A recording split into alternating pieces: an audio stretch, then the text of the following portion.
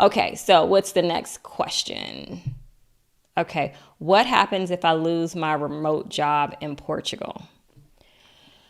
Okay, if you lose your remote job in Portugal, you're going to be in a difficult situation. But it also depends on where you are in your immigration process, if that's where you are, right? So if you're in your immigration process, and let's say you're up for renewal, that can be a big deal because when you up for renewal, they want to see your income, your letter from your corporation, and it depends on what type of immigration you came with, right? So whether you're a business owner or you're retired or things of that nature, that's going to depend drastically as to what they're going to want to see. But if you are close to your immigration date, it's you're going to have some challenges because you're not going to be able to show that you have income coming in.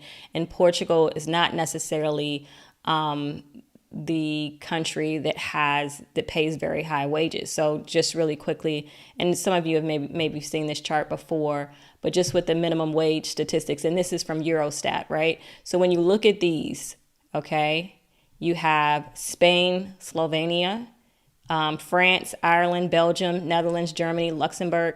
All of those are, as far as the minimum wage, are higher than Portugal. Portugal's right here, if you can see my mouse, right? So this is what it was in 2013. Right now, it did rise a little bit, and this is July. These stats are from July of 2023. But here's the United States over here, right? So the United States is over here, and this is showing where the minimum wage is, and we know how the minimum wage is not enough in the United States. So the anticipation of minimum wage is enough in other countries, but this is just the minimum wage. This is not, what everyone is making. But as you can see, Portugal is on the low side, right? So what that means is if you do lose your job, if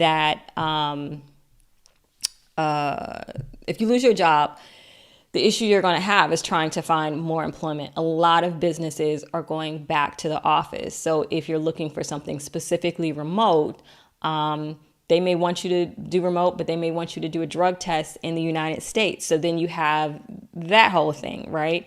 So if losing your job is something that happens while you're in Portugal and you are in the process of immigration, in which we have to stay, in the country for a certain amount of months, it can be a bit of a concern. So if you know your job is talking about some layoffs right now, you might want to hold off because if in the event that you do get laid off, it can make things pretty complicated, particularly if you're going to have any type of visa renewal coming up soon. So I hope that answers your question.